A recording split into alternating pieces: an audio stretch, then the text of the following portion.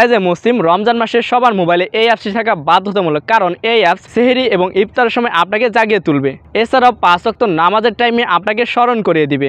এই অ্যাপসের নাম কি, কোথায় পাবেন, কিভাবে সেট আপ করবেন, এমনকি কিভাবে আপনার ফোন স্ক্রিনে এরকম ওইচেল আকারে অ্যাড করে রাখবেন, আজকে ভিডিওতে আপনারা সম্পূর্ণ প্রসেস জানতে পারবেন। চলুন আমরা সরাসরি আমাদের মেইন কাজে চলে যাই।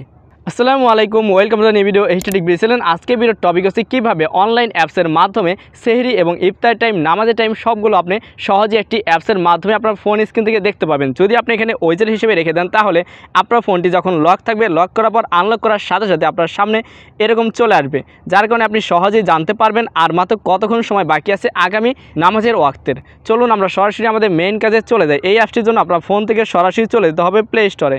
প্লে স্টোরে যাওয়ার পর সরাসরি আপনারা সার্চ বারে চলে যাবেন।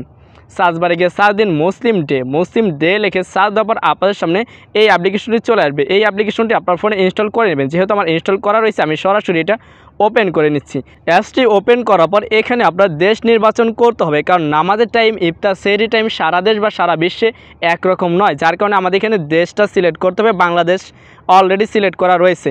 এরপর এখানে দেখুন লোকেশন সেট করা পদ্ধতি সিলেক্ট করুন। এখানে অবশ্যই জেলাভিত্তিক এটা চালু রাখবেন। যদি জিপিএস লোকেশন দেন, সেই ক্ষেত্রে আপনাদের একটু টাইম কম বেশি হতে পারে। সো আমি এখান থেকে জেলাভিত্তিকটা যেহেতু সিলেক্ট করা আছে, এটাই থাকলে। এরপর এখানে জেলা নির্বাচনের অপশন রয়েছে। এখানে আপনার জেলাটি সিলেক্ট করতে হবে। আপনি যে জেলা থেকে অ্যাপসটি পরিচালনা করতেছেন সেই জেলাটি সিলেক্ট করবেন। আমি এখান থেকে আমার জেলাটা সিলেক্ট করে নিচ্ছি। এখানে জাস্ট আমি সার্চ দিয়ে বের করে নিলাম গাজীপুর। ওকে, এরপর নিচে দেখুন সেভ অপশন রয়েছে। আমরা সেভ অপশন পেয়ে যাচ্ছি, সেভে প্রেস করে দিব। এরপর উপরে দেখুন কোন মাযহাব অনুযায়ী সালাদের সময় দেখতে চান। যদি আপনি হানাফি মাযহাব হয়ে থাকেন তাহলে হানাফি সিলেক্ট করবেন। যদি শাফি, মালিকি ও হাম্বলি থাকেন তাহলে নিচেটা সিলেক্ট করবেন। ওকে, আমি এখান থেকে হানাফি সিলেক্ট করে নিচে সেভ অপশনে প্রেস করে দিচ্ছি। এরপর এখানে দেখুন কোরআন, হাদিস ও ইসলামী রিমাইন্ডার পেতে নোটিফিকেশন পারমিশন দিন। এখান থেকে আপনি নোটিফিকেশনটা চালু করার জন্য নিচে দেখুন পারমিশন দিন অপশন রয়েছে। জাস্ট আমরা এখানে প্রেস করে দিব। এরপর এখান থেকে অ্যালাউ অপশনে প্রেস করে দিব।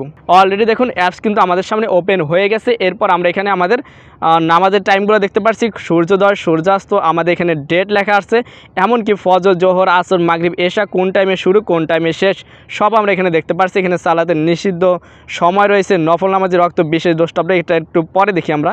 তো এরপর নিচে দেখুন আমাদের অপশন রয়েছে পরবর্তী সাহারির শেষ টাইম, আজকের ইফতারের শুরুর টাইম, ইফতারের আর কতক্ষণ বাকি রয়েছে, আমরা সব কিন্তু এখানে দেখতে পাচ্ছি। এখন এই অ্যাপসটি আমাদের সবচেয়ে বেশি কাজে লাগবে রমজান মাসে, কারণ আমরা আমাদের যে লোকেশনে আমরা থাকছি সেই লোকেশনের ইফতারের টাইম, সেহরি টাইম আমরা সহজে এই অ্যাপসের মাধ্যমে দেখতে পারবো। এর জন্য আমাদের এক্সট্রা বড় একটা ক্যালেন্ডারের প্রয়োজন হচ্ছে না।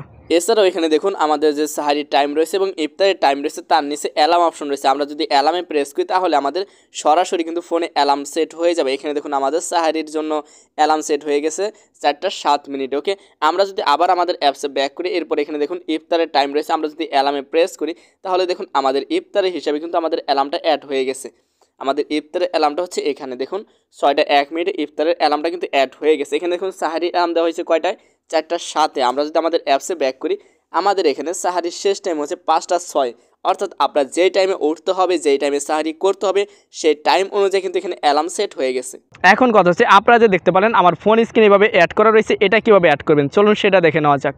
আপনার ফোনের ওয়ালপেপারে অ্যাপসটি অ্যাড করার জন্য জাস্ট আপনার ফোন স্ক্রিনে যে কোনো খালি অংশে ট্যাপ করুন। এরপর নিচে দেখুন উইজেট অপশন রয়েছে, জাস্ট এখানে ট্যাপ করুন। এরপর সেই অ্যাপসটি আপনাদের এখানে খুঁজে বের করতে হবে। এখানে দেখুন মুসলিম ডেস অ্যাপসটি চলে আসছে, জাস্ট আমরা এখানে ট্যাপ দেবো। এরপর দেখুন আমাদের ফোন স্ক্রিনে এইভাবে দেখা যাবে। জাস্ট এখানে প্রেস করে আমরা অ্যাড অপশন পেয়ে যাচ্ছি, অ্যাডে প্রেস করে দেবো। এখন দেখুন আমাদের এখানে চলে আসছে। এখন এটা আমাদের সুবিধা অনুযায়ী আমরা আমাদের স্ক্রিনে যে কোনো জায়গায় রাখতে পারি।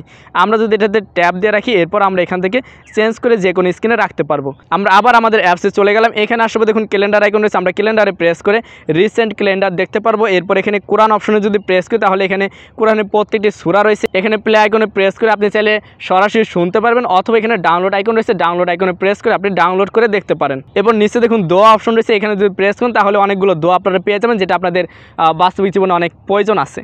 সো আশা করি বুঝতে পেরেছেন, এই ছিল আমাদের আজকের অ্যাপস, আজকের ভিডিওর সম্পূর্ণ পদ্ধতি। আশা করি আপনারা সহজে বুঝতে পেরেছেন। আজকের মধ্যে এখানে বিদায় নিচ্ছি। ভিডিওটি কেমন ছিল কমেন্টে জানাবেন। আর ভিডিওর মাধ্যমে যদি আপনাদের সামান্যতম উপকার করতে পারি তাহলে অবশ্যই ভিডিওটি একটি লাইক দেন, নেক্সট আপডেট পাওয়ার জন্য চ্যানেলটি সাবস্ক্রাইব করে রাখতে পারেন। আজকের মধ্যে বিদায় নিচ্ছি, দেখা হচ্ছে নেক্সট ভিডিওতে। আসসালামু আলাইকুম ওয়া রাহমাতুল্লাহি ওয়া বারাকাতুহু।